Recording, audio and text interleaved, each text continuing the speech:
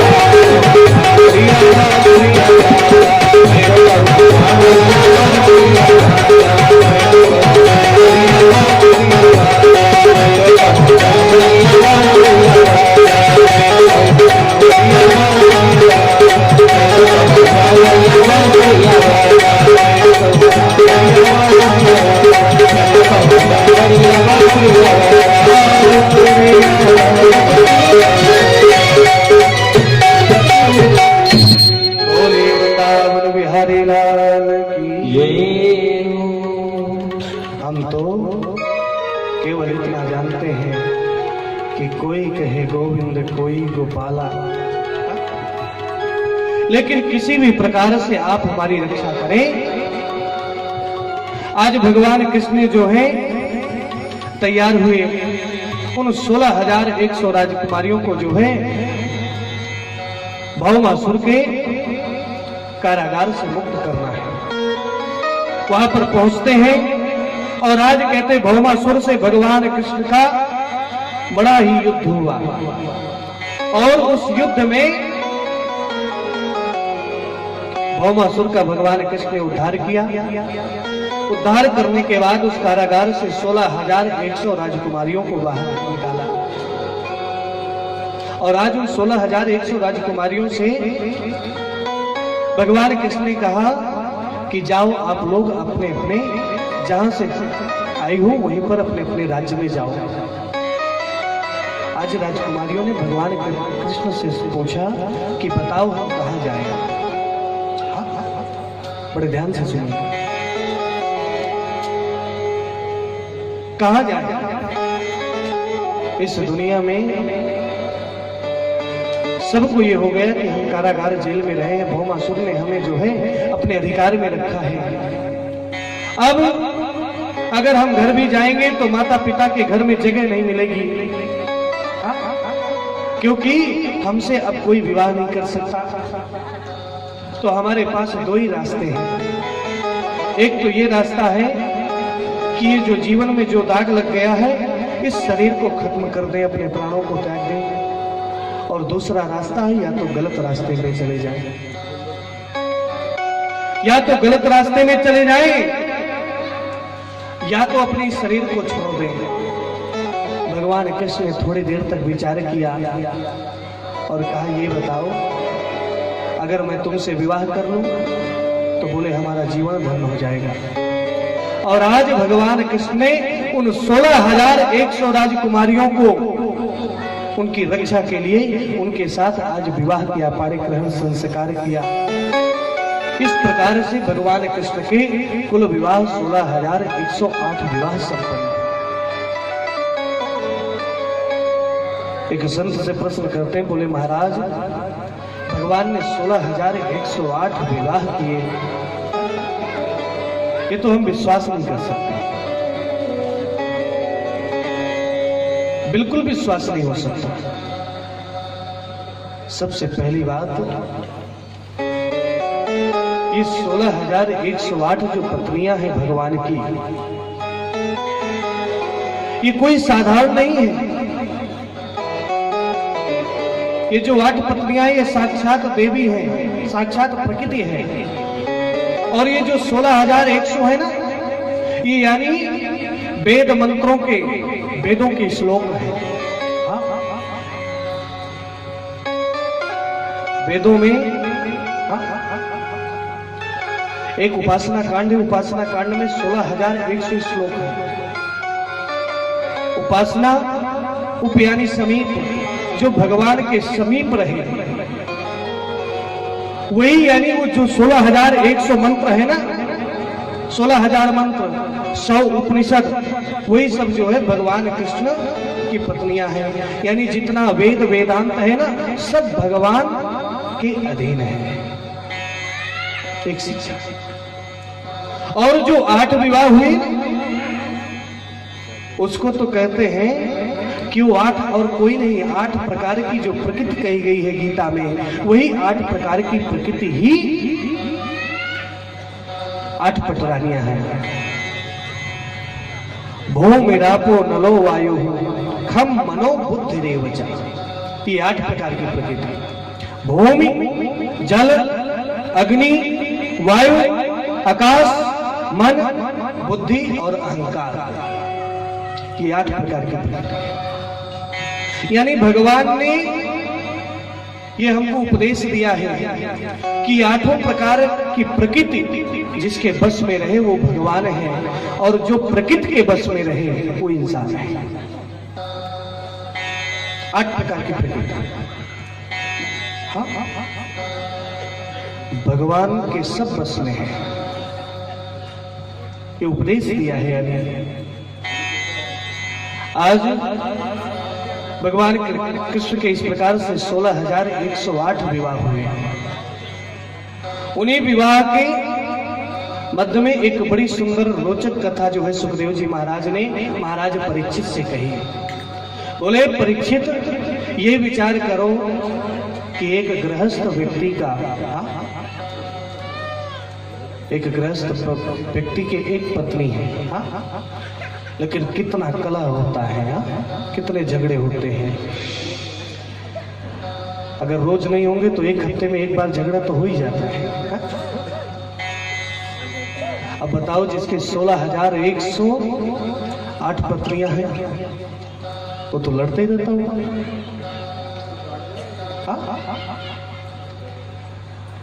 लेकिन 16,108 पत्नियों में कहते जो मां रुक्मिणी है,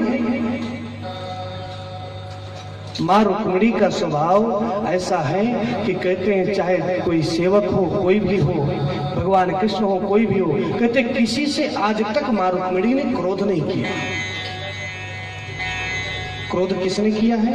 अगर क्रोध सबसे ज्यादा किसी ने किया है तो कहते सबसे ज्यादा अगर किसी ने झगड़ा किया है भगवान कृष्ण से तो सत्यभामा।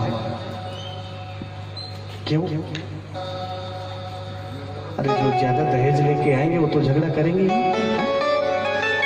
उनके यहाँ से जो मड़ी आई है वो रोज 2 कुंटल सोना देती है, आधा राज्य तो वही चलाती है, तो झगड़ा तो करेंगे। लेकिन माँ रुक्मिणी की जितने भी सेवक हैं, जितने भी नौकर हैं, सब जो है भगवान कृष्ण से यही बोलते हैं कि अगर मालकिन मिले तो माँ रुक्मिणी जैसी मिले। हाँ, एक भी नाराजगी नहीं है, कुछ भी मांगो तुरंत दे दें, कुछ भी गलती कर दो तुरंत क्षमा कर दें, ऐसी माँ रुक्मिणी। भगवान कृष्ण ने विचार किया कि आज तक मैंने भी जो है चाहे जितना भी बुरा अच्छा कुछ भी कहा, लेकिन आज तक माँ रुक्मिणी के अंदर मैंने क्रोध नहीं देखा। आज विचार किया आज जब मैं घर जाऊंगा तो कुछ ऐसा करूंगा कि माँ रुक्मिणी को क्रोध आए, और माँ रुक्मिणी को जब क्रोध आता है तो क्रोध में माँ रुक्मिणी का स्वरूप कैसा रहता है, कम से कम ये भी तो देखो। एक बात और बताता हूं, जब व्यक्ति क्रोध करता है ना तो स्वरूप जानने की जरूरत नहीं है। कितना भी प्रसन्नता और क्रोध का यही अंतर है। कितना भी सुंदर व्यक्ति हो, अगर वो क्रोध करता है तो वो सबसे जो है खराब व्यक्ति दिखता है। हाँ? और कितना भी बुरा चेहरा हो, अगर प्रसन्न रहेगा तो प्रसन्नता में भगवान का वास है और वो सबसे ज्यादा सुंदर लगता है। हाँ? कभी क्रोध आए ना, कितना भी आप सजावट कर लें, अगर कभी क्रोध आए तो आईने के सामने जाइएगा, ऐसा चेहरा दिखेगा कि आप बिल्कुल ऐसा चेहरा पसंद नहीं करेंगे। हाँ? भगवान कृष्ण आज जैसे ही माँ रुक्मिणी के कक्ष में गए, विचार किया आज कुछ ऐसा करता हूं कि इनको क्रोध आ जाए। राजपुत्रेप्सिता भूपैर लोकपाल विभूतिभिः मानुभावैः श्रमद्भिः रूपौदार्य बलोजितैः। आज प्रारंभ किया, अरे जब से तुम मेरे साथ आई तब से तुम्हें बड़ा दुख मिला।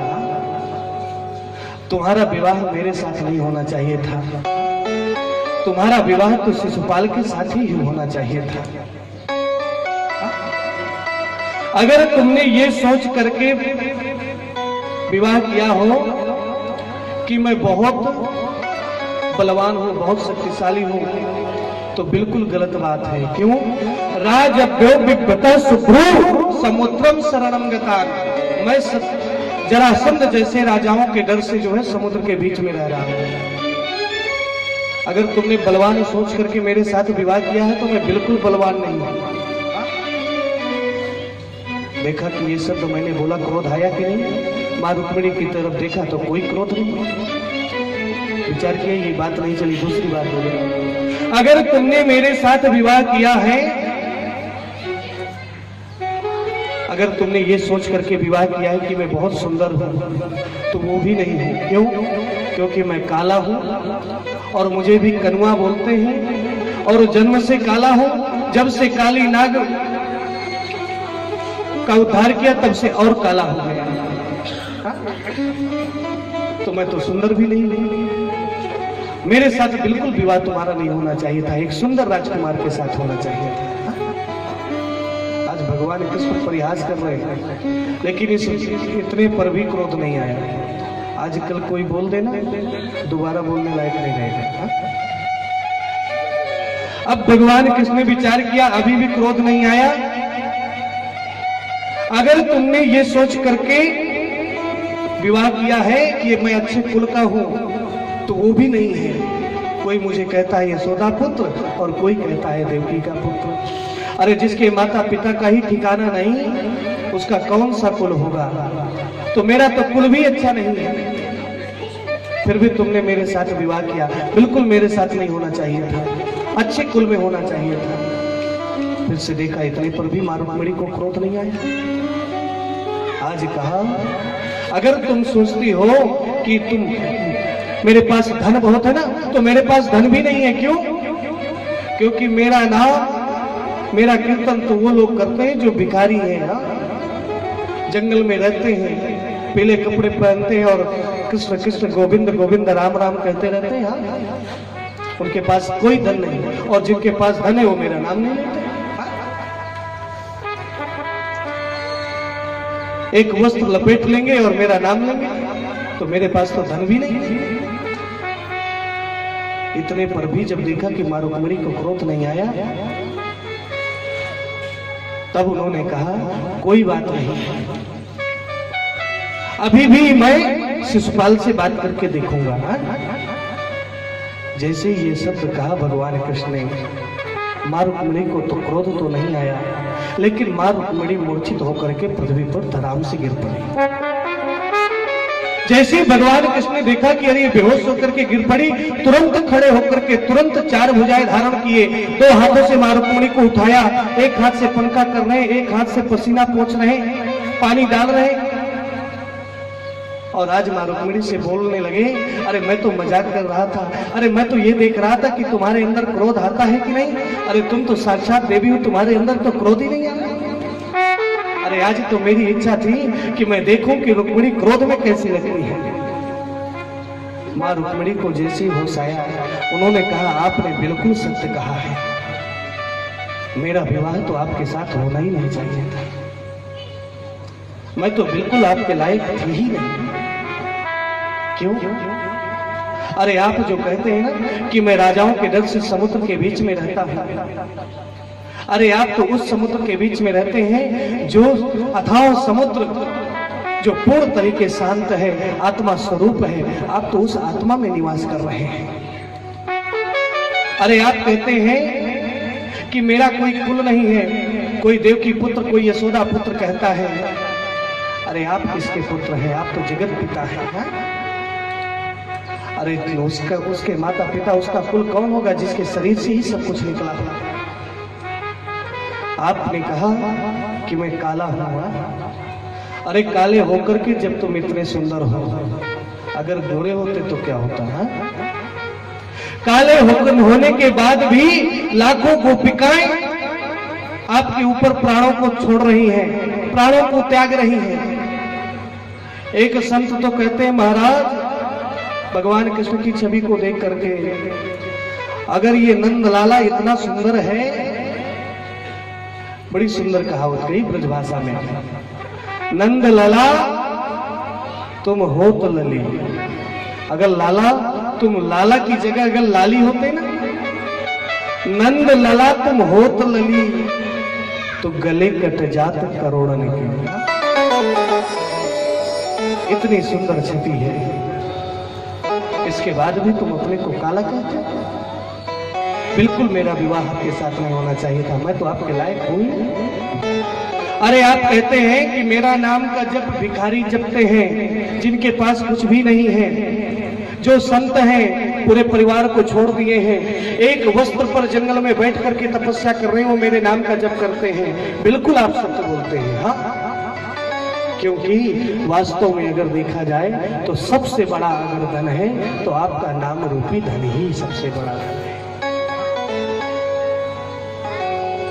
मीरा ने पूरे राज्य को छोड़ दिया आपके नाम के पीछे। पायो जी, मैंने राम रतन धन, आपका धन, आपका नाम रूपी धन ऐसा है कि ये धन इस जन्म के लिए नहीं, ये धन उस जन्म के काम आता है। अरे सारा धन तो यहाँ छोड़ जाता है। आज माँ रुक्मिणी, मामा वैदर्भ सोए था, जाने त्वामत् परायणम्, तद्वचः श्रोतु कामेन, स्वेच्छाचरितं मुने। आप ही सब कुछ हैं, आपके अलावा इस संसार में कोई नहीं है। आज कहते नारद जी महाराज ने विचार किया कि भगवान कृष्ण के 16,108 विवाह हुए हैं। एक व्यक्ति का एक विवाह होता है, वो किस प्रकार से सांसारिक कार्यों में फंसा रहता है। भगवान के 16,108 विवाह हुए हैं। मैं जाकर के दर्शन करूं कि वो किस प्रकार से उनकी दिनचर्या है, किस प्रकार से वो 16,108 रानियों के साथ अपना जीवन व्यतीत कर रहे हैं। आज नारद जी महाराज कहते हैं द्वारिकापुरी आते हैं, और द्वारिकापुरी में किसी के कक्ष में प्रवेश नहीं किए। अगर किसी के कक्ष में प्रवेश करूंगा, सब प्रणाम करेंगे, सब आसन देंगे, सब फलहार देंगे, नाश्ता देंगे, तब तो 16,108 घरों में जाना पड़ेगा, तब तो बुरी स्थिति हो जाएगी। आज केवल बाहर से दर्शन कर रहे हैं। पहले कक्ष में मां रुक्मिणी के कक्ष में गए, वहां जाकर के देखा कि भगवान कृष्ण जो है बैठ करके भगवान की पूजा कर रहे हैं। सत्यभामा के कक्ष में गए तो वहां दूसरे रूप में बैठे हैं, भोजन कर रहे हैं। मां जाम्बवती के कक्ष में गए तो वहां शयन कर रहे हैं। भद्रा के कक्ष में गए तो वहां उपदेश कर रहे हैं। यानी हर कक्ष में भगवान 16,108 रूपों को धारण करके सबके साथ अलग अलग लीलाएं कर रहे हैं। आज नारद जी ने विचार किया, ये लीला केवल परब्रह्म नारायण ही कर सकता है। ये लीला और इस संसार में कोई नहीं कर सकता। आज जैसे ही सारी लीलाओं को दर्शन किया, तुरंत जो है भगवान मां रुक्मिणी के कक्ष में गए। भगवान कृष्ण ने उनको आसन दिया, बैठ गए। सत्यभामा भी आई, जाम्बवती भी आई, सबने नारद जी को प्रणाम किया। आज नारद जी ने कहा, सत्यभामा को बहुत अहंकार है। सत्यभामा ने कहा कि आप कुछ लीजिए, हाँ कुछ आपको हमसे लेकर के जाना है। नारद जी ने कहा, मैं तो केवल भगवान का नाम लेता हूँ, वही सबसे बड़ा है मेरे लिए, और मुझे इस सांसारिक वस्तु कुछ किसी चीज की जरूरत नहीं है। बोले नहीं, आपको लेना पड़ेगा। आज आप हमारे राज्य में आए हैं, आज हम आपको देंगे, चाहे कुछ भी देंगे। नारद जी ने कहा, जो मैं मांगूंगा वो मिलेगा? बोले बिल्कुल मिलेगा। बोले एक काम करो, ये जो आपके पतिदेव है ना कृष्ण भगवान, इन्हीं को दे दो मुझे। अब तो सत्यभामा धर्म संकट में पड़ गई। बोले ये कैसे हो सकता है, हम इनको तो बिल्कुल नहीं दे सकते। बोले आपने कहा है देने के लिए, आपको देना पड़ेगा। बोले नहीं, आप कुछ भी मांगिए। बोले नहीं, अब तो मुझे यही चाहिए। बोले एक काम हो सकता है। बोले क्या? बोले या तो इनको दे दो, और या तो इनकी बराबरी से तौल का मुझे सोना दे दो। सत्यभामा ने कहा, ये तो हो जाएगा। क्यों? रोज 2 कुंटल सोना हमारे घर में निकलता है, कितना भी सोना ले लो। बोले ठीक है। और आज एक पलड़े पर भगवान कृष्ण बैठे, और दूसरे पलड़े पर सत्यभामा सोना लादती चली जा रही है, रखती चली जा रही है। पूरे राज्य का, पूरे खजाने का सोना रख दिया, लेकिन भगवान कृष्ण का पलड़ा नीचे है, और पूरा जितना भी सोना चांदी हीरे जवाहरात रखे हैं ना, सब पलड़ा ऊपर है। आज सत्यभामा परेशान हो गई।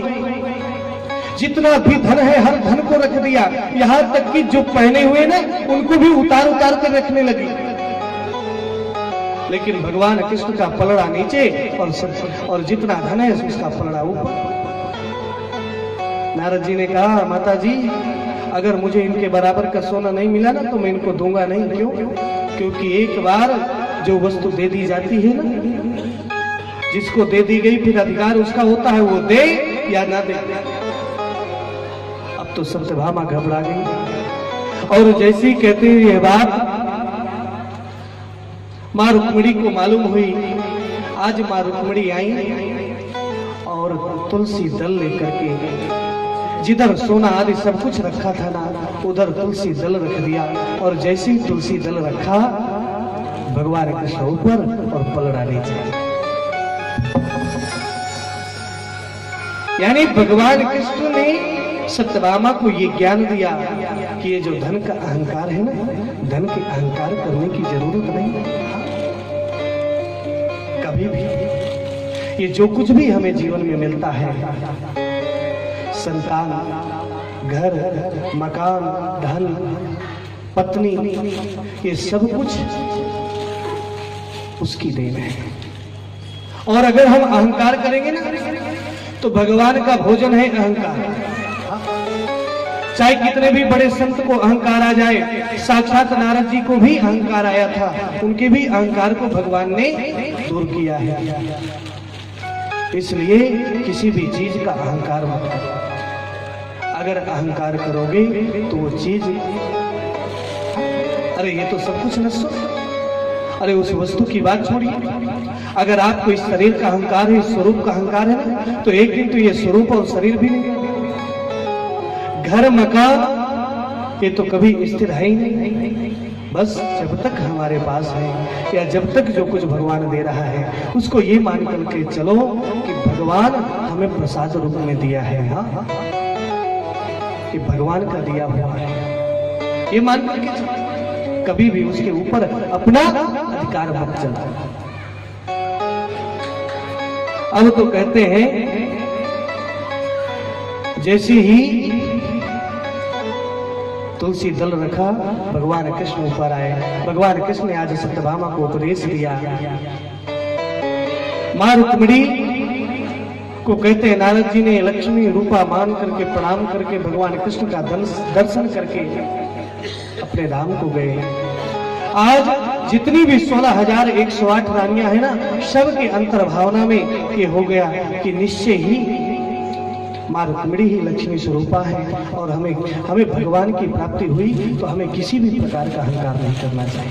हाँ?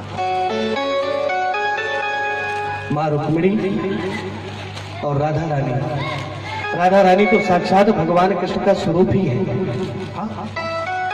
राधा ही कृष्ण है, कृष्ण ही राधा, कृष्ण ही राधा और राधा ही कृष्ण।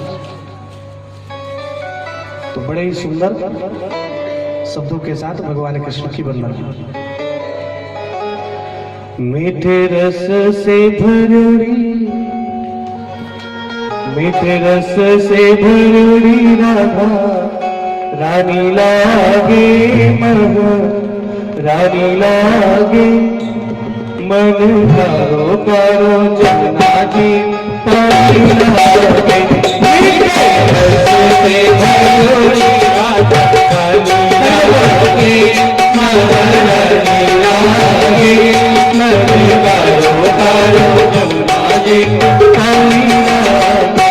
मीठे रस से भरी राधा रानी लागे मन, रानी लागे मन, कारो कारो जमुना जी।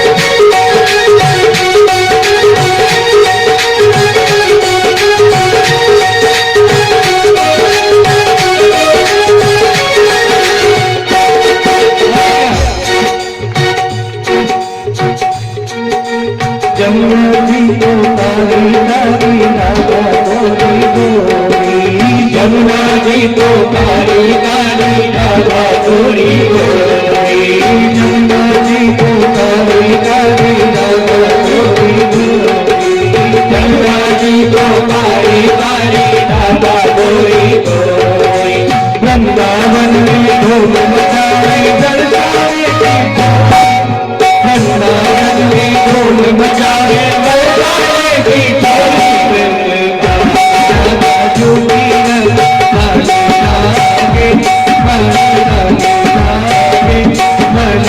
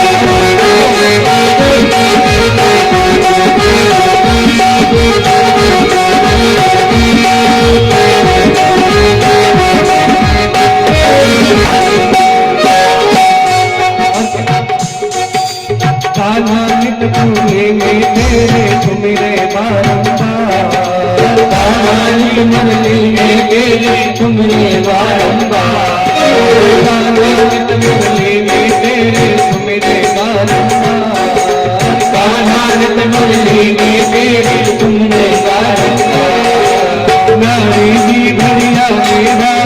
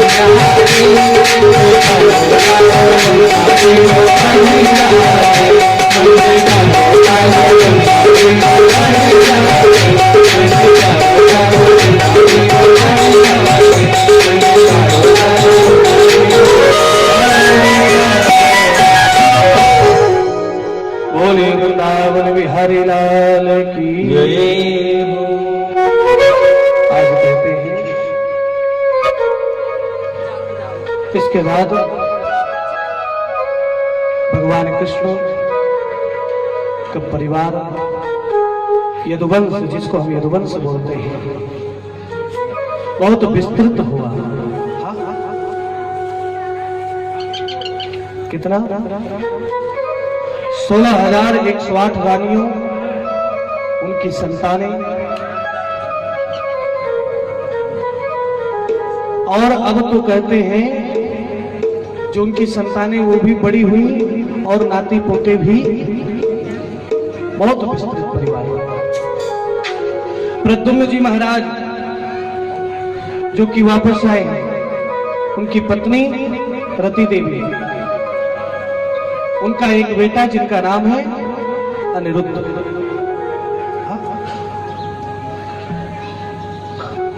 अनिरुद्ध की उम्र 25 साल हो गई।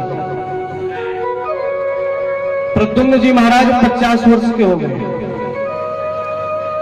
लेकिन जो अनिरुद्ध के दादाजी हैं ना, वो 15 साल के हैं। भगवान कृष्ण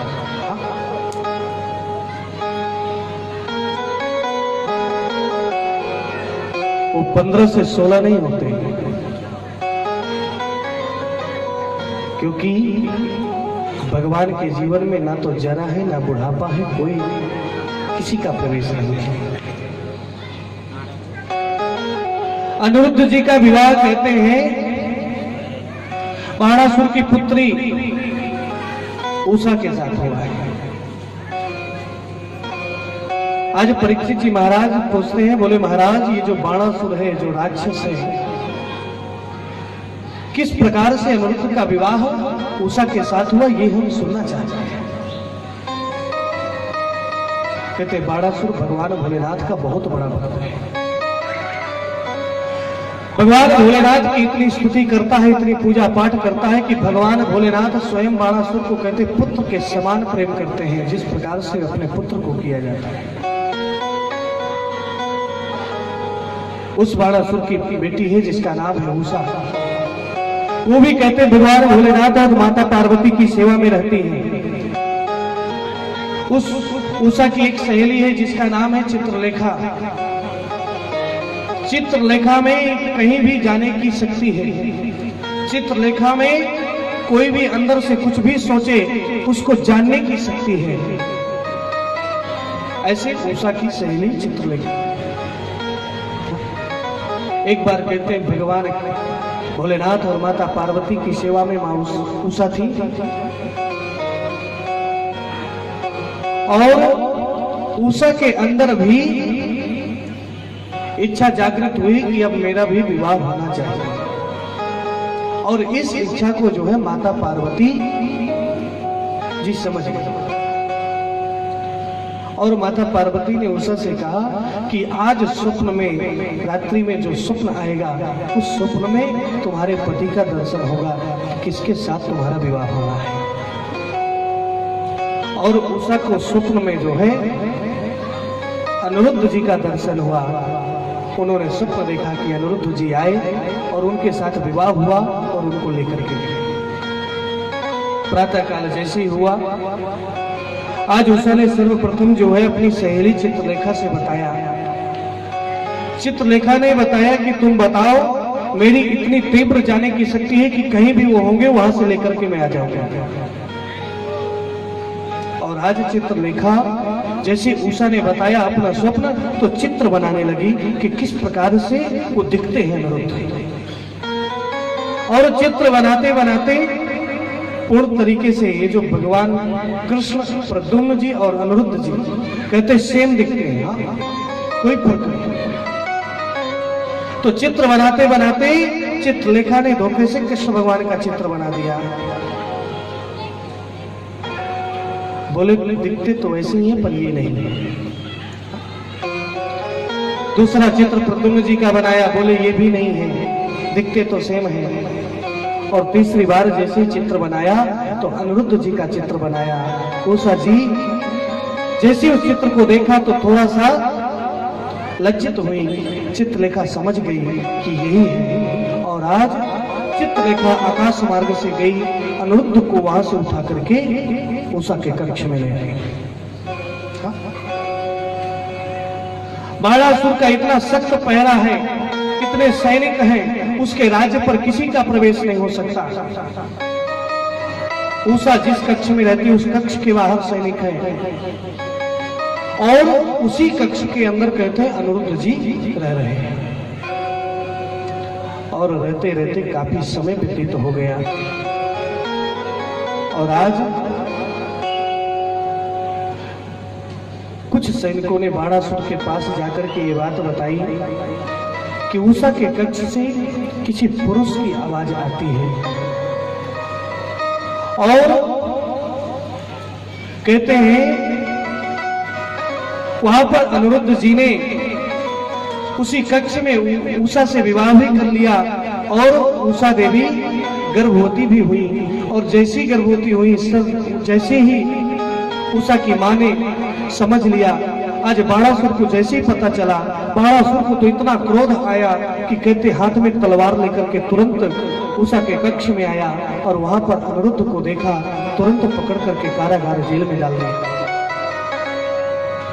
चिट्ठी लिख दी द्वारिकापुरी कृष्ण भगवान को, तुम्हारे पोते को मैंने कैद कर लिया है और इसको मैं मृत्यु दंड दूंगा। भगवान कृष्ण ने विचार किया, ये तो विधि के हाथ में है, जिसके साथ विवाह होना है उसके साथ तो होता ही है। पूरी सेना को तैयार किया, बाणासुर से युद्ध करके अनिरुद्ध को और उषा को दोनों को वापस लाना है। और आज भगवान कृष्ण पूरी सेना को लेकर के वहां पर गए। बाणासुर ने भी पूरी सेना को तैयार किया और भगवान कृष्ण और बाणासुर का बड़ा भयंकर युद्ध होता है। जब बाणासुर हारने लगा, भगवान भोलेनाथ को आवाज लगाई। क्यों? भगवान भोलेनाथ बाणासुर को अपने पुत्र के समान प्रेम करते हैं। भगवान भोलेनाथ मेरी जरूर रक्षा करेंगे। अब तो भगवान भोलेनाथ भी कहते बाणासुर की तरफ से युद्ध करने लगे। इधर से भगवान कृष्ण, उधर से भगवान भोलेनाथ आमने सामने हो गए। आज तो कहते हैं पूरी त्रिलोकी कांपने लगी, सारे देवता कांपने लगे कि कहीं पर अगर इनका युद्ध होता है तो ये पूरी त्रिलोकी नष्ट हो जाएगी। इनके युद्ध को रोकना चाहिए। भगवान कृष्ण की स्तुति की, भगवान कृष्ण ने आश्वासन दिया कि ऐसा कुछ भी नहीं होगा। और भगवान भोलेनाथ का और भगवान कृष्ण का युद्ध भी हुआ। भगवान कृष्ण शीत ज्वर का प्रहार करते हैं तो भगवान भोलेनाथ उष्ण ज्वर का प्रहार करते हैं। यानी अगर कोई एक बाण छोड़ता है तो दूसरा उस बाण को छोड़ता है, उसको नष्ट करने के लिए, काटने के लिए। और अब तो भगवान कृष्ण काफी देर से युद्ध कर रहे हैं। विचार किया कि मुझे बाणासुर को दंड देना चाहिए और भगवान भोलेनाथ के रहते में बाणासुर को दंड नहीं दे सकता। तो एक कहते हैं नींद का, जमाई का बाण मारा भगवान कृष्ण ने। और जैसे उस जमाई के बाण का प्रयोग किया, अब तो भगवान भोलेनाथ को नींद आने लगी और एक वट वृक्ष के नीचे बैठ गए, लेट गए।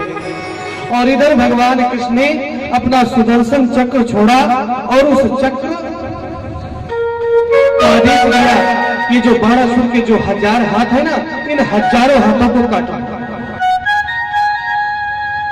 और वो चक्र गया और कहते हैं बिल्कुल गाजर मूली की तरह उन हाथों को काटने लगा। काटते काटते जब बाणासुर के 4 हाथ बचे ना, उस समय भगवान भोलेनाथ की नींद खुली और हाथों को कटते देख करके उस चक्र की भगवान भोलेनाथ ने स्तुति की। किरीट केयूर महारविष्कैः मणियुतमालंकृत सर्वगात्रम् पीताम्बरं काञ्चन चित्रनद्धं मालाधरं केशवमाभ्युपैः। अरे हे प्रभु, यद्यपि इसने अपराध किया है लेकिन ये मेरा भक्त है, इसको क्षमा कीजिए। इसके अब बाकी हाथों को, इन 4 हाथों को मत काटिए। और आज कहते वो चक्र वहीं पर रुक गया, वापस आ गया। आज भगवान भोलेनाथ ने बाणासुर को उपदेश दिया कि जिनसे तुम युद्ध कर रहे हो ना, ये साक्षात परमेश्वर है, इस संसार के कल्याण करता है, इस संसार के पालन करता है। आज बाणासुर ने भी जो भगवान कृष्ण की स्तुति की और अपने जीवन को धन्य मान करके कहते उषा सहित जो है अनिरुद्ध को वहां से विदा किया। और इस प्रकार से अनिरुद्ध का विवाह जो है उषा के साथ संपन्न हुआ। एक बात और बता, जिस प्रकार भगवान कृष्ण का विवाह वैसे नाती पोतों के भी विवाह हो रहे हैं। इसके बाद कहते हैं एक कथा और बड़ी अद्भुत है।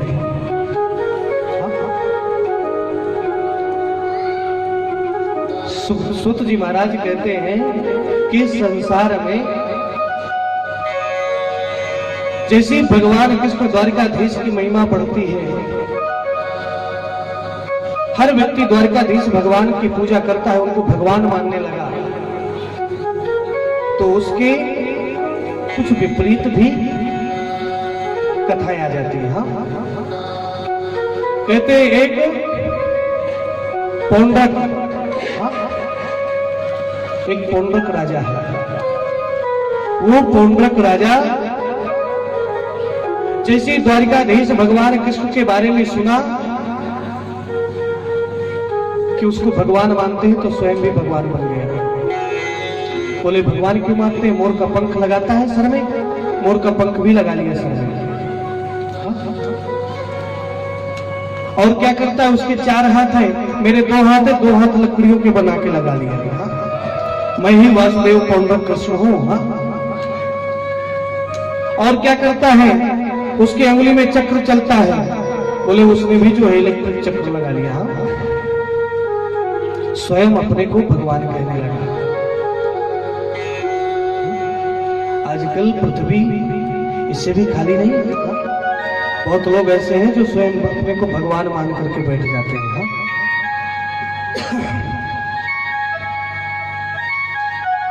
कोई ज्ञान नहीं है, ना तो भगवान के स्वरूप का कोई ज्ञान है, ना भगवान की कथा का कोई ज्ञान है, लेकिन भगवान बन जाएगा। भगवान ऐसे दर्शन नहीं देते थे। न जाने कितने करोड़ों वर्षों तक बड़े बड़े ऋषि तपस्या करते हैं, तब जाकर के उनको वो भी भगवत भक्ति की प्राप्ति होती है। और कुछ लोगों ऐसे ऐसे भी लोग मिलते हैं, बोले महाराज हमें डेली स्वप्न में भगवान आते हैं और बोल करके जाते हैं तुम ऐसा काम करो।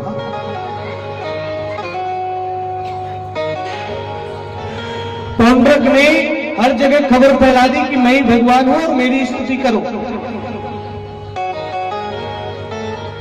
जैसे ही ये बात कृष्ण भगवान को पता चली, भगवान कृष्ण ने विचार किया कि इसके अहंकार को दूर करना चाहिए और पौंड्रक का भी जीव वहां पर उद्धार किया।